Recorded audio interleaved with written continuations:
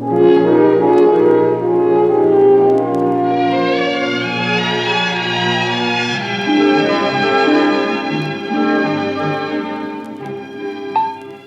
wedding is exciting. It makes the difference between courtship and marriage, and there is a difference. For instance, courtship is centered around play and leisure time, and work is in the background. But marriage is built around work, and time has to be made for play. Time for each other and time for play is especially difficult when the wife works. Of course, if she helps earn the living, what's wrong with the husband helping with the housework? But what if he is still in school? Does he have time even for her? Again, courtship is centered around romance, with responsibility in the background. But marriage is focused upon responsibility, and romance makes that responsibility easier to bear. The minister says, "In sickness and health," does he not? The ceremony also says, "And keep thee only to her." But how romantic can the responsibilities of marriage and parenthood be? A parent-teachers meeting, for example. Not much, but it can be fun. In dating and courtship, playing the field and being interested in a variety of persons is part of the fun. But in marriage, you give up many for one. Marriage isn't for kids. It's an adult institution and requires emotional maturity. How can the engagement period best be used? For one thing, it's a wonderful time to let friends and relatives know your plans and help you with them. Mature judgment is not in a hurry. Engagement is the time to make sure you are choosing a husband or a wife, not a son or daughter. This is a marriage, not an adoption. It's the time for a girl to adjust to the fact that her husband won't be as financially capable and all-providing as her father was. After all, fathers had a few years' head start. This is your mother cooking, fella, not your wife. When you marry, your wife will have her own way of doing things.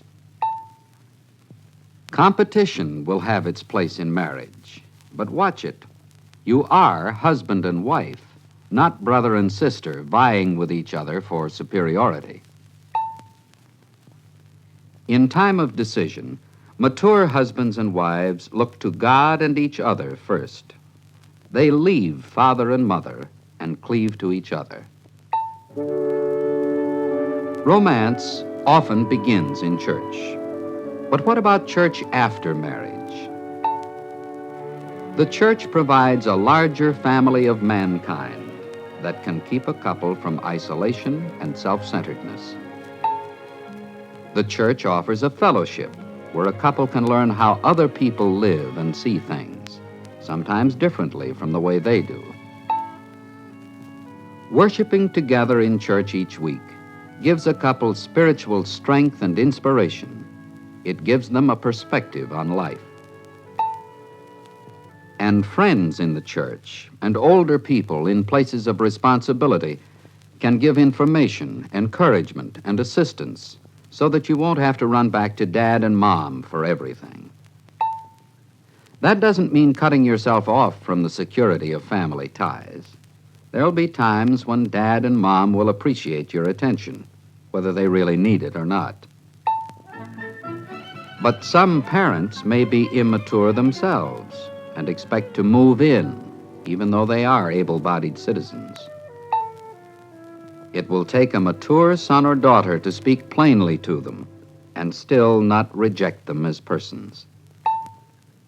Here again, the church can help you.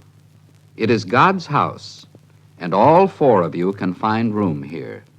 In the church, both generations have a home together. Yes, courtship and marriage are different, but they are not completely different. Romance can and should continue to bloom in marriage, but it must be cultivated. First of all, romance doesn't thrive very well on separation. God made us to be together, not apart. But don't let the closeness and routine of marriage dull the sparkle. Actually, love and romance is more exciting in maturity, when the skills of love have been learned well. She would rather have him with her evenings than doing extra night work to buy her one more gadget. And he likes to have her join him downtown for an occasional luncheon date. That's real romance. When children come along and responsibilities grow heavy, an inexpensive weekend at a nearby state park can ease pressure and renew romance. It can be as exciting as a second honeymoon. One thing more, love and worship are similar, but they are not alike. Husbands and wives who worship each other are liable to run into trouble. When you make a god of a person, you expect him or her to be perfect, and people just aren't perfect. Husbands and wives who expect perfection from each other are headed for disappointment and grief. Only God is perfect and worthy of worship. You can lovingly laugh together as you accept each other's mistakes and be kind, tender-hearted, forgiving one another as God, for Christ's sake, forgave us.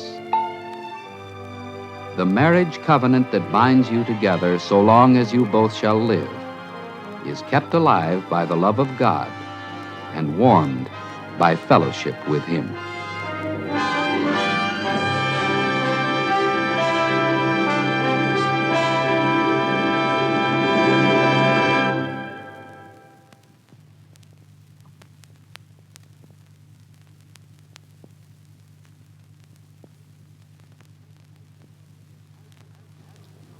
As the film strip points out, the work and responsibilities that come with marriage make it quite different from courtship and engagement.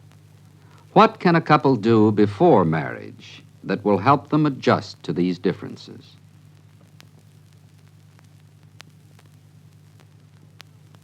The film strip suggests several ways to make the best use of the engagement period. Make a list of these.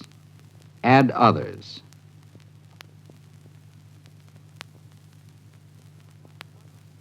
What are some meanings you see in the Bible admonition, "Therefore a man leaves his father and his mother and cleaves to his wife"?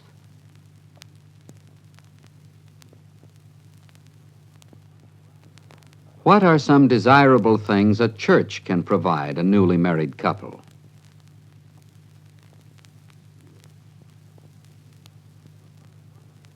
What are some ways the film strip suggests that a husband and wife can keep love, romance, and sparkle in their marriage?